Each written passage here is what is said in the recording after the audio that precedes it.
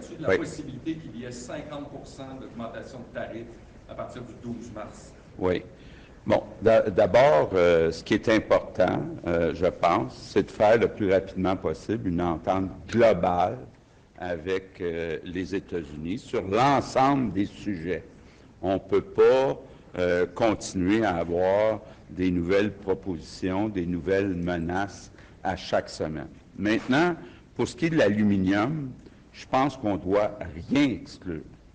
Rien exclure parce que, je rappelle les chiffres, les États-Unis consomment 5 millions de tonnes d'aluminium par année, puis en produisent seulement 7 à 800 000, donc 14 le Québec en fournit 60 le reste du Canada 5 Ça veut dire que 65 des besoins des États-Unis sont fournis par le Canada. Quand on regarde la planète, il n'y a pas de surcapacité. La capacité est égale aux besoins. Donc, c'est vraiment les États-Unis qui sont mal pris. Puis je pense qu'il ne faut rien exclure, même pas exclure de mettre des tarifs à l'exportation. J'ai proposé ça à mes collègues. On va regarder ça comme un scénario, une taxe à l'importation seulement aux États-Unis, donc ce qui inciterait nos alumineries à exporter en Europe, en Asie, ailleurs dans le monde, pour mettre en difficulté le gouvernement américain qui serait obligé de payer plus de frais de transport en important de l'aluminium de l'Asie, du reste du monde.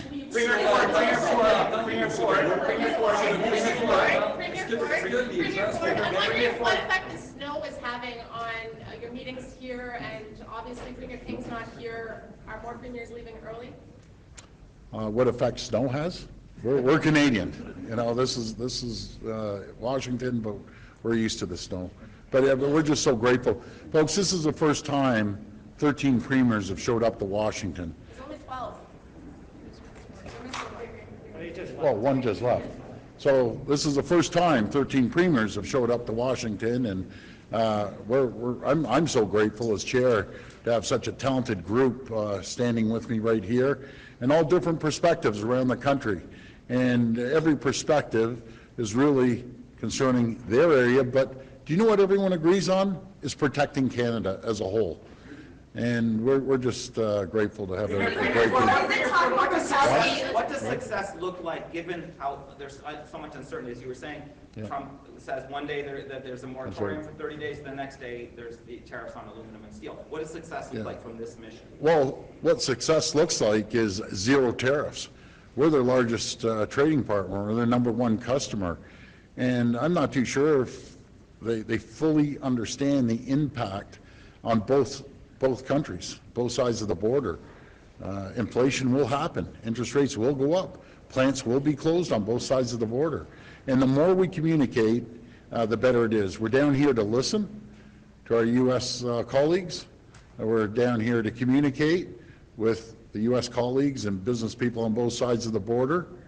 And we have to make sure that we communicate how important it is to be stronger together. It's absolutely essential. They understand. And to be very frank, the people I've met, no matter if it's business or on the political side, they all get it.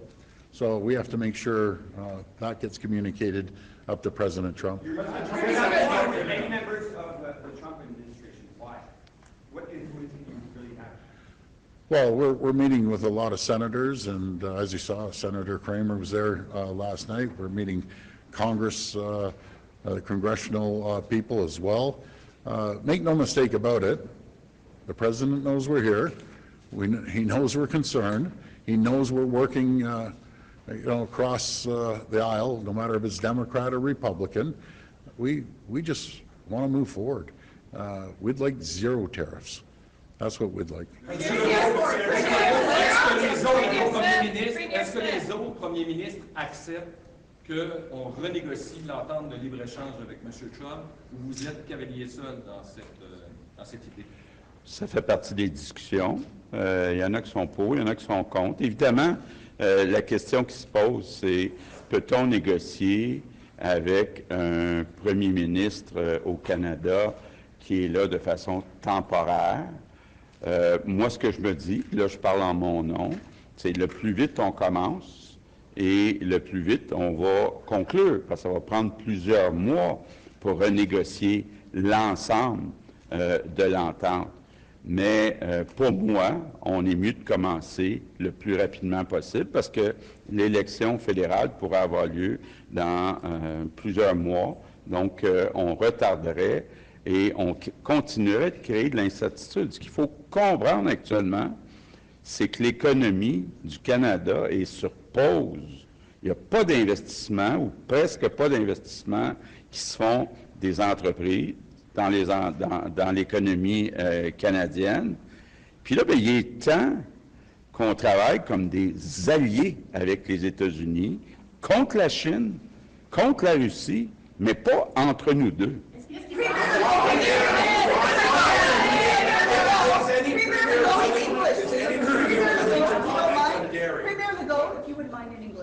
Can you talk about whether or not it's time for retaliation, whether or not there's consensus amongst the premiers as to when we fight back with retaliatory tariffs? Or here on a diplomatic mission, it doesn't appear to be working. Okay. First, I think retaliation must be done only if and only if there are tariffs that are really charged. So far, it's not done. It won't be done before March 4th or March the 12th, so we must not put any retaliation measures before, but we have to prepare ourselves. We already announced a list of counter-tariff. I think we should consider also putting exportation tariff on products like aluminum, where they really need us. But I think the first choice is to have no tariff, to have a general agreement as soon as possible, and maybe Mr. Trump, when you look at what happened in the last few weeks, maybe he will postpone those tariffs. So we have to be careful. We want to have a deal with no tariff. I want to take issue with the question that was just raised because I think that the proposal that this hasn't been successful is false. We heard that tariffs were going to come in place on January 20th, and they didn't. We heard tariffs were going to come in place in February, and they didn't. We now have a reprieve till March, and we have a phenomenal team, Canada, that is here and united, engaging with Americans who agree that they see the impact that this is going to have on Americans who don't want to pay more money for gas and who don't want to pay more money for food, and they don't want to pay more. And so we are getting a lot of support from the Americans that we're meeting with, businesses, senators, Congress people alike, who all agree that these tariffs are going to have a negative impact on the U.S., and we're seeing that progress and how the tariffs continue to get pushed off. Monsieur le Président. En français, la même chose. Sur l'exportation? Oui, les tarifs d'exportation, si vous êtes d'accord. Mais c'est clair qu'on veut avoir tous les outils dans notre sur nos tables pour les utiliser si on les a besoin. Mais à ce point, on ne les a pas besoin parce que c'est clair qu'on a une belle relation avec les États-Unis. Ils ont besoin de nous autres et nos produits, puis on a besoin de eux autres et leurs produits aussi. On a des économies tellement intégrées. C'est clair que sans l'aluminium, on verra l'inflation aux États-Unis qui montrait d'une façon qu'en quelques jours, ils réalisaient la peine de cette décision-là. Alors, nous avons une équipe ici forte qui a réussi à éviter des tarifs à ce point. On va continuer de réussir d'éviter les tarifs parce que c'est clair pour les Américains en Congrès, les sénateurs, les gouverneurs, que ça va rendre de la peine aux Américains qui ont besoin de cet aluminium, qui ont besoin de cette énergie et de cette électricité, qui ont besoin de notre partenariat pour leur nourriture et pour essayer d'assurer que leurs prix sont bas. Alors moi, je suis vraiment fière de cette équipe du Canada qui fait un bon travail aujourd'hui, demain et pour les prochains 30 jours et les 30 jours après ça pour défendre l'économie du Canada et de continuer d'avancer nos liens avec les États-Unis comme des bons voisins, comme des bons partenaires, les meilleurs partenaires que les États-Unis a, c'est nous autres au Canada. On va continuer d'avancer ce partenariat-là. Comme le demande Absolument. C'est quelque chose qui doit arriver avant le 1er avril. Alors, nous sommes tout à fait prêts à faire les négociations là où ils devraient être faits, avec l'entente, puis avec le monde global qui sont vraiment intéressés à ce qui se passe au moment ici, entre le Canada et les États-Unis. Premier, on dairy, even friends of Canada down here raise the issue of dairy every time. Are any of the premiers, yourself included, willing to start talking about dairy and not getting rid of supply management, because none of them say that, but they do say we're too restrictive. So if we've got to ask for something, are we willing to give anything on their biggest irritant? Well, the place to have those conversations is at the table in a review of the USMCA and a reconsideration of that agreement, because that's really where the last conversation ended and where we need to pick it back up to see what that negotiation is going to look like and what concessions are going to be made on both sides. Dairy? No? No, I just want to say a few words on dairy. In Quebec, we are against changing the management of the offer. The reason why we have that is to protect our regions, all right? So we don't give any subsidies to milk producer. So the only thing we do is we manage the offer, and it's a way to protect small farms in all the regions. So for us, it's not negotiable. Oui. Nous, on est prêts à beaucoup de compromis dans l'aéronautique, dans la forêt, dans peut-être de la sécurité à long terme sur l'aluminium, mais il y a 2 points pour nous qui ne sont pas négociables. Un, la gestion de l'offre, parce que ça protège les régions du Québec. On ne donne aucune subvention aux producteurs de lait, contrairement à ce qui se fait aux États-Unis et ailleurs, mais c'est la façon de protéger nos petites fermes en région. Donc, ça, pour nous, ce n'est pas négociable. La deuxième chose pour nous qui n'est pas négociable, c'est la protection de la langue et de la culture dans toutes les ententes internationales. On a 9 millions d'habitants au Québec. On est entouré de 350 millions d'anglophones. Le français sera toujours vulnérable. Donc, dans les ententes internationales, c'est important pour nous de protéger le français et la culture.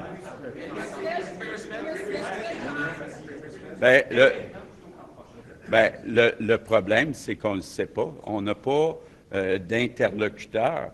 Mais effectivement, on ne peut pas continuer comme ça à réagir à chaque semaine à des nouvelles menaces. Il faut être capable de renégocier.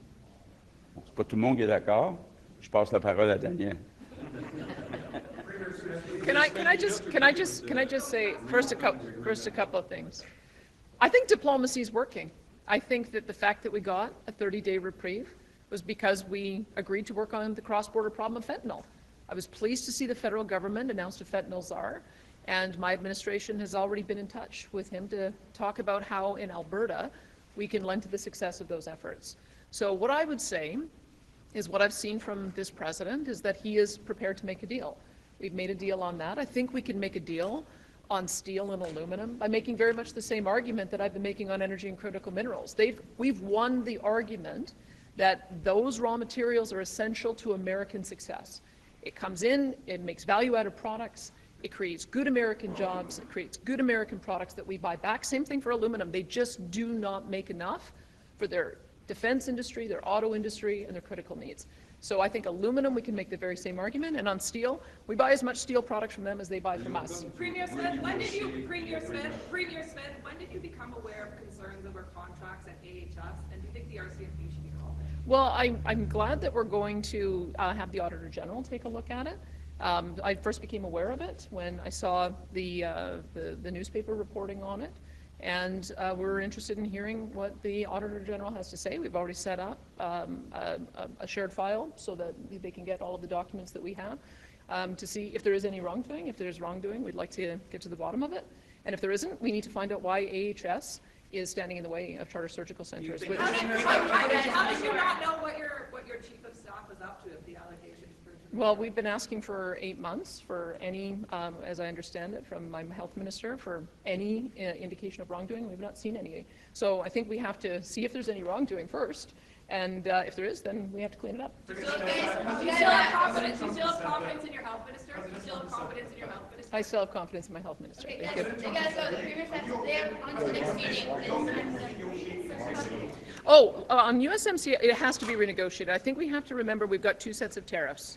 This first tariff was about dealing with the fentanyl crisis, and I think that we have satisfied the President that we're working on that. The second round of tariffs will come with a renegotiation of USMCA. And I think the sooner we get a government with a 4-year mandate, the sooner we can open that up and solve the broader range of tariff issues that we have. So I just wanted to say, over the past few weeks, Canadians have seen that we can get results when we stick up for ourselves. And we are tough as Canadians. I mean, you see a little bit of snowfall here. The entire city of Washington, D.C. comes to a halt, but us Canadians, we're going outside without our coats on. And on peut le faire dans une façon bilingue en même temps. C'est comme ça comme les Canadiens. But the purpose of the trip here is not for us to come down and try to issue ultimatums and things like that. The purpose of the trip here is diplomacy. It's the warm and hearty handshake, making the case that the Canadian-American friendship has been the best in the world for decades and decades, and we want to continue that for decades more. And so the offensive that we're making here is a charm offensive. It's a friendship building, a relationship building exercise. And of course, as Canadians, we're always going to be able to stand up for ourselves. We always put our Canadian values first. But in this moment, it's crucial for us to use this window that we have with no tariffs to try and keep things that way.